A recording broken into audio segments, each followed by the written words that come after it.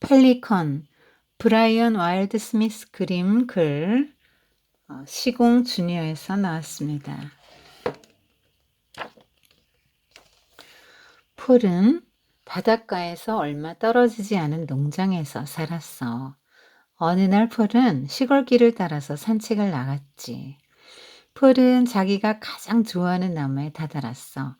폴은 나무로 기어 올라가 아래로 내려다보았어. 온갖 물건을 가득 실은 트럭이 달려가고 있었지. 울퉁불퉁한 길에서 트럭이 덜컹 퉁겨오르는 바람에 조그만 상자 하나가 툭 떨어졌어. 폴은 나무에서 내려와 그 상자를 조심스레 집어들었어. 폴은 집으로 와서 그 상자를 자기 아버지한테 보여주었지. 상자 안에는 조금 큰 듯한 알이 들어있었어. 폴은 아버지에게 물었지. 이게 무슨 알이에요? 아버지가 대답했어. 나도 잘 모르겠다. 그걸 저 하얀 암탉에게 가져다 줘라. 자기 알들하고 같이 품게.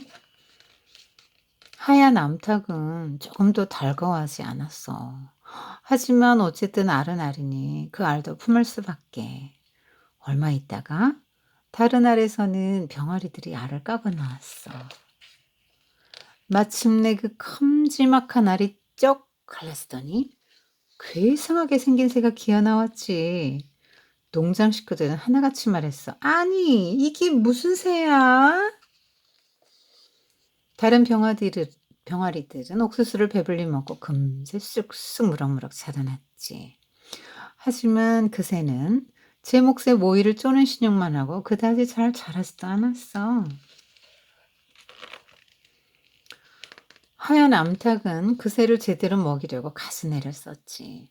하지만 그 새는 자기 모이가 썩 마음에 들지 않는 모양이었어. 하루는 폴의 아버지가 낚시를 하러 갔다가 먹음직스럽게 살이 오른 송어 4마리를 잡아왔어. 어머니가 말했지. 송어 덕분에 오늘 저녁은 푸짐하겠네요. 얼른 닭모이를 주고 와서 요리할게요. 마침 부엌 창문이 열려 있었어. 새는 물고기를 보았지. 새는 단박에 부엌으로 뛰어들어 물고기들을 꿀꺽 삼켜버렸어. 새는 농부가 물고기를 잡아오는 족족 날름날름 먹어치웠지. 새는 금세 쑥쑥 자라났어. 하루는 폴의 어머니가 말했어. 저 새가 왜 물고기를 좋아하는지 알겠어요. 저 새는 틀림없이 펠리컨이에요. 저 부리 좀 봐요. 농부는 소리 질렀지. 그럼 제 먹이는 제가 잡게 해야겠군. 폴은 물고기를 잡으라고 날마다 펠리컨을 강으로 데려갔지. 하지만 펠리컨은 어떻게 해야 할지 몰랐어. 하루는 펠리컨을 고깃배가 보이는 항구로 데려갔어. 폴이 말했지. 저 어부들은 물고기를 잡잖아. 너는 왜 못하니? 그래서 펠리컨은 어부들이 잡아놓은 물고기를 부리에 잔뜩 집어넣었어. 어부들은 단단히 화가 났지. 그건 폴의 아버지도 마찬가지였어. 물고기 값을 물어줘야 했으니까. 아버지는 고함을 질렀어. 왜 저 녀석한테 고기 잡는 법을 가르치지 않았니? 폴은 대답했지. 그래도 제 딴엔 그게 고기를 잡은 거예요. 이튿날 폴은 펠리컨을 데리고 슈퍼마켓에 갔어. 펠리컨은 물고기 판매대를 보고서 기를 쓰고 덤벼들다가 물건들을 죄다 엎어놓고 말았어. 폴의 아버지는 못 쓰게 된 물건값을 물어줘야 했어. 아버지는 말했지. 내일 저 녀석을 동물원으로 데려가겠다. 그날 밤 모두들 잠이 들자 폴은 침대에서 미끄러져 나와 옷을 입었어. 폴은 펠리컨을 데리고 집에서 몰래 빠져나왔지. 폴은 펠리컨에게 말했어. 아무도 널 동물원으로 데려가지 못해. 내가 널 펠리컨 나라로 데려다 줄게. 거기에서라면 너도 물고기 잡는 법을 배우게 될 거야.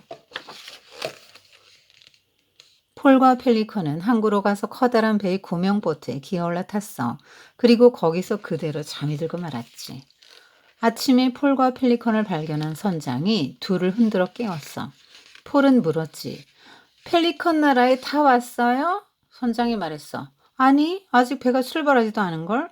그건 그렇고 내 배에서 지금 뭘 하고 있는 거냐? 폴은 선장에게 사정을 이야기했어. 선장은 폴과 펠리컨을 차에 태워 집까지 데려다 주었지. 밤새도록 폴 걱정을 한 아버지 어머니는 폴을 다시 보게 되자 마음을 푹 놓았어. 아버지가 말했어. 폴, 이 녀석이 그렇게 좋으면 농장에서 살게 하자꾸나. 하지만 물고기 잡는 법은 꼭 가르쳐야 한다. 그리고 이 녀석도 농장 일에 보탬이 되어야 한다. 다들 그러고 있으니까. 그래서 펠리컨도 일을 맡게 되었는데 식료품을 나르는 일 같은 것 말이야. 저녁마다 폴은 펠리컨을 강으로 데려가서 물고기 잡는 법을 가르칠 애를 썼어. 폴의 아버지가 들에서 일하고 있으면 펠리컨이 점심을 날라왔지. 폴의 아버지도 펠리컨을 점점 예뻐하게 되어서 가끔 물고기를 주기도 했어. 어느 날 저녁에 폴과 펠리컨은 물총새가 물속으로 뛰어들어서 물고기를 잡는 모습을 보았어. 폴은 소리쳤지. 바로 저거야. 너도 저렇게 고기를 잡는 거야. 펠리컨은 눈을 반짝반짝 빛냈어. 펠리컨은 하늘로 날아오르더니 물속으로 뛰어들어 난생 처음으로 자기 저녁거리를 잡았단다. 폴과 펠리컨은 저녁마다 강가로 나갔고 펠리컨은 자기가 먹을 수 있는 만큼 양껏 물고기를 잡았어. 펠리컨은 이제 아주 커다래졌어. 어느 날 저녁 강가에서 펠리컨은 폴에게 다가오더니 날개로 부드럽게 폴을 쓰다듬었어. 그러고서 하늘로 날아올랐다가 물속으로 뛰어들어 물고기를 잡았지. 펠리컨은 폴의 머리 위를 빙빙 돌더니 멀리 날아가 버렸어. 폴은 펠리컨을 기다렸어. 하지만 펠리컨은 돌아오지 않았지. 폴은 터벅터벅 집으로 돌아왔어. 아버지가 말했지. 슬퍼하지 말아라. 그 녀석은 이제 다른 펠리컨들하고 살게 될 거야. 그 녀석이 정말로 행복하게 살 수 있는 것은 바로 그것이니까. 그 새는 멀리 날아가 펠리컨 나라에 닿았어. 그런데 펠리컨한테는 폴도 폴의 아버지도 까맣게 몰랐던 비밀이 하나 있었단다. 하지만 펠리컨은 처음부터 알고 있었어. 자기가 암컷이라는 것을 말이야. 그 암컷 펠리컨은 펠리컨 나라에서 영원히 행복하게 살았지. 아기 펠리컨의 탄생.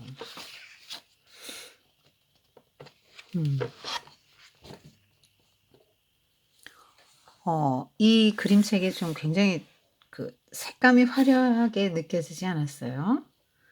화려하고 다채롭고 그러면서도 섬세하고. 이 그림책 작가는 특별히 그런 색감을 굉장히 자유자재로 구사하는 그런 작가로 유명합니다. 존 버닝엄과 찰스 키핑과 더불어 영국 현대 그림책 3대 작가 중에 한 사람이라고 그래요. 이 사람이 이렇게 굉장히 한번 그림만 한번 보세요. 그림만 굉장히 이렇게 그림이 화려하잖아요. 화려합니다. 아유, 배도 굉장히 화려하죠. 그리고 지금 이게 플랫북이죠. 반쪽짜리가 붙어있는 플랫북인데요. 재미있어요. 굉장히 화려하죠. 지금 여기 보면은 지금 나무 하나를 그려도 그냥 그리지 않아요. 이렇게 굉장히 화려하죠. 배도 지금 얼마나 화려합니까? 색감만 한번 보세요. 정말 화려하죠. 네. 굉장히 화려합니다. 새들 날아가고 화려합니다.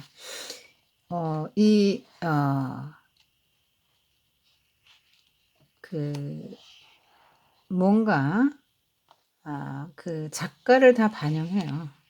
이 그림책은 작가를 반영하는데 이 사람이 이제 어린 성장 과정에서 어릴 때 성장 과정에서 좀 그런 이렇게 색감을 화려하게 쓸 수 있는 그런 것이 형성이 됐는데요. 이 사람은 영국 요크셔 지방의 어떤 광산촌에서 광부의 아들로 태어났다 그럽니다. 그래서 광산촌 하면 뭐 온통 다 잿빛이고 무채색이잖아요. 거기서 자라면서 이제 색에 대한 어떤 갈망과 아쉬움을 느꼈다 그래요. 그래서 나중에 이렇게 거침없고 대담하고 화려하게 이렇게 색을 사용해서 이제 작업을 하게 됐다 그럽니다. 이 사람은 이제 자연과 사물의 형태뿐 아니라 소리, 아름다움, 사물의 본질까지 색으로 표현하는 작가로 이제 이렇게 어 평가를 받고 있습니다. 이 사람은 "나는 충분히 아름답다고 생각할 때까지 최선을 다해 그림을 그린다." 이렇게 말했어요. 정말 장인 정신을 갖고 있네요. 자, 한번 볼까요? 펠리컨. 근데 펠리컨이 지금 목에다 이렇게 무슨 애완새처럼 애완조처럼 이렇게 해 놨네. 지금 펠리컨이 이러고 있으면 안 되는데, 그죠? 이게 미오노리 새끼를 패러디한 거라 그래요. 한번 봅시다. 지금 펠리컨이 노리고 있네요. 지가 좋아하는 거. 이건 "너는 이걸 먹는 거야." 가르쳐 주지 않아도 본성으로 알고 있죠. 지금 어느 날 이제 알을 주었는데요. 집에 가져와서 보니까 굉장히 화려하죠. 갖고 와서 인제 알을 품게 했는데 얘는 좀 이상하게 못생겼잖아요. 얼마나 귀여워 이쁘고. 근데 얘는 좀 달라요. 아주 마뜩잖아요. 지금 이게 암탉도 아유 마뜩지 않은데요. 지금 얘 눈빛 보세요. 지금 이 병아리들은 지금 곡식 먹잖아요. 옥수수 먹고 이렇게 곡식들 먹고 뭐 풀조화 먹고 하는데 어 지금 얘는 안 먹어요. 지금 눈빛 보세요. 이게 뭐야.' 이런 표정이죠. 뭔가 인제 먹이가 자기가 좋아하는 먹이가 아니에요. 그래서 하여튼 암탉에 어떻게든 먹이려고 애를 썼는데 이게 안 먹어. 안 먹어. 모이가 마음에 안 들어. 근데 오늘 송어를 잡아왔는데 4 마리 잡아왔잖아. 하나 둘 셋 넷. 4 마리를 잡아왔는데 자 어디로 들어갔어요? 하나 둘 셋 넷. 펠리컨 입속으로 다 들어갔네. 그래서 인제 여자가 눈치를 채죠. 이 새는 부리를 보고 물고기를 좋아하는 걸로 봐서 '얘는 펠리컨이다.' 하고 인제 얘가 어떤 존재인지 어떤 정체성을 갖고 있는 존재인지를 이제 말해 줍니다. 그래서 그러면 제 먹이를 제가 잡아야죠. 펠리컨이 얼마나 큰 새인데 계속 그 물고기를 내가 잡아다 줄 수는 없지. 본인이 해결해야지. 그래서 처음에는 이렇게 여기 애완 고양이나 강아지 이렇게 끈으로 애완 강아지 이렇게 끌고 다니는 것을 이렇게 끌고 나갔죠. 새답지 않죠. 이렇게 매일 수 없는 존재죠. 근데 물고기를 잡긴 잡았는데 어디서 잡았냐면 이게 어부들이 잡아 놓은 물고기를 지가 또 잡아먹은 거예요. 나름대로 인제 사냥을 한 거죠. 얘는 이제 뭘 모르니까. 다 먹었어요. 근데 이거 다 아빠가 이거 다 물어줘야 되잖아요. 그래서 뭐 아빠도 화가 많이 났고 어부들도 화가 많이 났는데 근데 이 아빠는 되게 착해. 펠리컨을 막 때리거나 구박하진 않아. 내쫓거나 막 그러진 않아요. 지금 펠리컨이 슈퍼마켓에서 지금 수족관에 여기 물고기 보고 지금 난리가 났잖아요. 이거 잡아먹네 지금 먹기도 하고. 그 또 이것까지 다 물어줘야 되는 거야. 그런데 인제 뭐 '안 되겠다. 얘 동물원에 데려가야지.' 다 지금 이게 앞으로도 계속 이런 일이 생기면 감당이 안 된다. 그래서 동물원에 데려가려고 하는데 폴은 너무나 이 새를 좋아해요. 그래서 밤에 몰래 나와요. 데리고 나와 가지고 "펠리컨 나라로 우리 같이 가자. 널 데려다 줄게." 그렇게 해서 배를 탔는데 이 배가 출발하지 않고 오히려 집으로 다시 데려다 줬네요. 그래서 "이렇게 그렇게 좋으냐? 펠리컨이 그렇게 좋으냐? 그러면 농장에서 살게 하는데 얘 일을 해야 된다." 지금 농장에 있는 동물들은 다 나름대로 뭐 이런 것도 끌고 뭐 다 나름대로 일을 하는데 닭은 알 낳고 다 일하죠. "너도 일해야 된다." 해서 펠리컨이 맡은 일은 식료품 나르는 거 뭐 이렇게 나르는 것도 아버지 일할 때 도시락 갖다 주는 것들 이런 일들을 지금 하게 됐네요. 그 인제 점차 폴의 아버지도 인제 예뻐하게 됐는데요. 사냥을 인제 정말 자기가 직접 물고기 사냥하는 거를 배워요. 물총새를 보고 이게 시범 교육이잖아요. '이렇게 하는 거야.'라고 봤을 때 터득을 해요 얘가. 교육을 통해서 직접 교육 이게 시범 교육이죠. 직접 시범 교육. 그래서 얘가 인제 그걸 터득하고 인제 여기 줄 없어졌네. 그동안에 이제 줄을 매달고 다녔었는데 그래서 '저렇게 하는 거다.' 가르쳐 주니까 인제 배웠죠. 금방 배웠죠. 근데 날마다 얘 지금 낚싯줄이네. 낚시 같으네. 날마다 이제 그 자기가 이제 잡아먹게 됐습니다. 처음에는 이렇게 얘가 잡아줬다가 이거 직접 보고 이제 하게 돼요. 그래서 점점 크게 됐죠. 먹이를 안 먹었을 땐 작았는데요. 점점 이제 커졌어요. 근데 하루는 와 가지고 여기 지금 날개로 포를 쓰다듬는 거예요. 그러고는 머리 위를 빙빙 돌더니 멀리 날아가 버려서 다시는 오지 않았어요. 그 너무 슬퍼했죠. 친구였는데 떠나가니까. 그 아빠가 뭐라 그러냐면 슬퍼하지 말라고. 다른 펠리컨들하고 펠리컨 나라에 살아야 걔는 행복하다. 그렇게 말했어요. 벌레가 기어가는 거 달팽이로 재밌게 해놨네요. 새들이 막 쫙 날아가고 펠리컨들이 날아가. 지금 새들이 이 방향으로 가잖아. 여긴 벌레들의 나라, 여긴 새들의 나라, 여기는 펠리컨의 나라네요.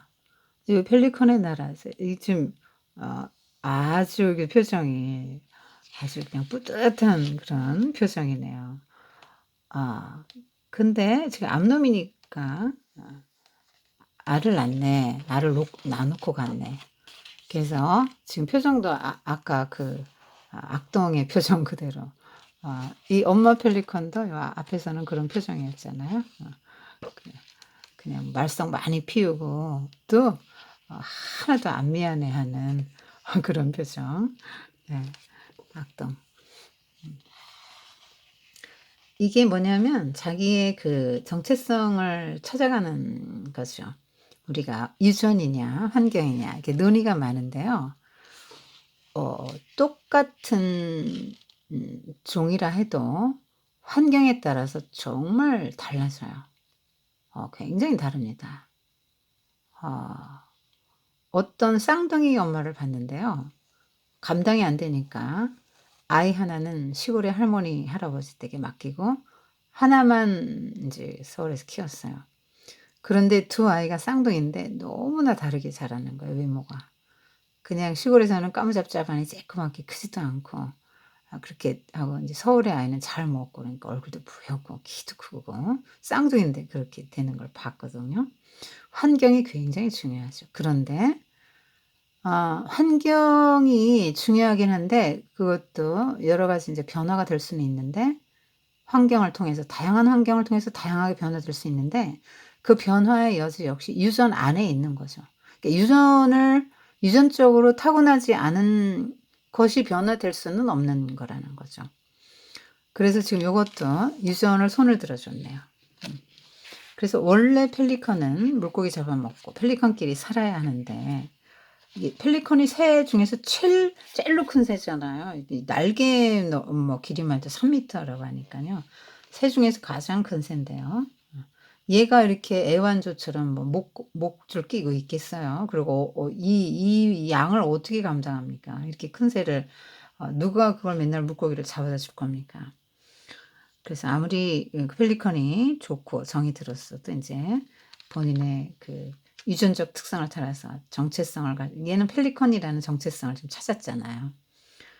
그렇게 해서 이제 펠리컨답게 살 수 있도록 이렇게 보내줘야 된다. 그런 얘기를 지금 하고 있는 것 같아요. 정체성 문제가 나와서 좀 생각을 해봤는데요. 우리의 정체성은 어떻게 해서 형성이 될까요? 나는 누구이다. 이게 정체성인데요. 이 하나님 만나기 전까지 우리 사람은 내가 누군지 정확히 몰라요. 하나님을 만나야 내가 누구고 무엇을 위해서 이 땅에 태어났고 하나님의 보내심을 받았나. 이거를 알게 됩니다. 하나님 만나요. 정체성, 성경에서도 정체성의 문제를 좀 많이 다루고 있는데 한번 생각해 볼까요? 요셉 한번 보세요. 팔레스타인 목수왕 야곱의 아들로 이제 유산 상속자로서 아주 그 채색 옷도 입었잖아요. 대단했던 그 요셉이 하루아침에 형들에 의해서 노예로 팔려갔어요. 애굽으로. 그러면 이 요셉은 어떤 정체성을 붙들어야 돼요? 굉장히 정체성이 혼란해오죠. 나는 지금 갑부의 아들이었는데 갑자기 난 노예가 됐네. 그럼 노예의 정체성을 붙들고 살아야 될까요? 요셉은 그러지 않았어요. 노예였지만 '난 노예가 아니야. 난 하나님의 사람이야.' 하는 정체성을 딱 붙들었죠. 그래서 그 애굽 땅에서도 하나님의 사람답게 살아냈기 때문에 총리가 될 수 있었고 자신의 지혜로 바로의 꿈도 해석하고 또 그 애굽의 문제죠 말하자면. 기근으로 인한 모든 문제 애굽뿐 아니라 주변 국가의 사람들을 구해내는 구원하는 구원자로 이제 요셉이 쓰임 받게 됩니다. 다니엘의 세 친구도 한번 생각해 봅시다. 다니엘과 세 친구도. 자 다 귀족이거든요. 왕족 귀족들이에요. 그런데 바벨론의 포로로 1차 포로에 끌려갑니다. 그러면 어떤 정체성을 붙들어야 될까요? '나는 귀족이었는데 나 하나님의 사람이었고 귀족이었어. 그런데 여기는 하나님도 제대로 믿을 수 없는 곳이고 나는 포로야.' 어떤 정체성을 붙들어야 될까요? 그런 혼란 속에서. '내가 누구지?' 할 때 그들이 붙들었던 것은 무엇입니까? '나는 하나님의 사람이다.' 그래서 어떤 고난이 와도 '나는 하나님의 사람으로서 살겠다.' 이 결심을 하고 그렇게 살아냈을 때 오히려 그들의 생애에 더 크고 놀라운 영광을 하나님이 주시는 것들을 우리는 이제 그 다니엘서를 볼 수 있습니다. 자 이게 지금 이 정체성 얘기를 하고 있는 거니까요. 아 펠리컨의 정체성은 펠리컨이 찾아가는 거고 펠리컨은 지금 이렇게 목줄을 메고 살면 안 되는 거잖아요. 음. 자 우리는요? 우리는 어떻게 살면 안 되는 거죠? 하나님의 사람들은. 한번 생각해 보세요. '나는 정말 하나님의 사람이란 정체성을 분명히 갖고 있나? 나는 하나님의 나라의 백성으로서 어떤 자세를 가지고 정말 내가 하나님을 나의 주인 왕으로 모시면서 하나님 나라 백성으로서 이제 하나님이 주신 이 땅에서 어떻게 하나님 나라를 세워 나가고 또 이렇게 더 이 망가진 세상을 회복시켜 나갈 것인가 하는 하나님으로부터 어떤 부여받은 나의 역할, 고유한 역할이 있단 말이죠. 그거를 한번 여러분 생각해 보세요. 그리고 엄마랑 이야기 나눠 보세요. '나는 누구이다.' 하고 한 10 개쯤 써 보세요. 그리고 거기서 딱 정체성을 붙드세요. 요셉처럼 다니엘처럼 다니엘 세 친구처럼 여러분도 그렇게 도대체 내가 누구인지 모르는 요즘에는 막 그러잖아요. 성도 내가 남자인지 여자인지 모르겠어요. 아이 그 정체성의 혼란이죠. 네. 확립을 해야 됩니다. 내가 누군지 어떤 존재인지 뭐 때문에 태어났으면 어떻게 살아야 될 것인지를 정체성이 확립되지 않은 사람은 그게 안 돼요. 그냥 사는 거예요 그냥. 생을 낭비하면서. 자 그런 이야기를 엄마랑 한번 나눠 보세요. "나는 누구이다. 나는 어떤 사람이다." 하고 한 10 개쯤 써 보세요.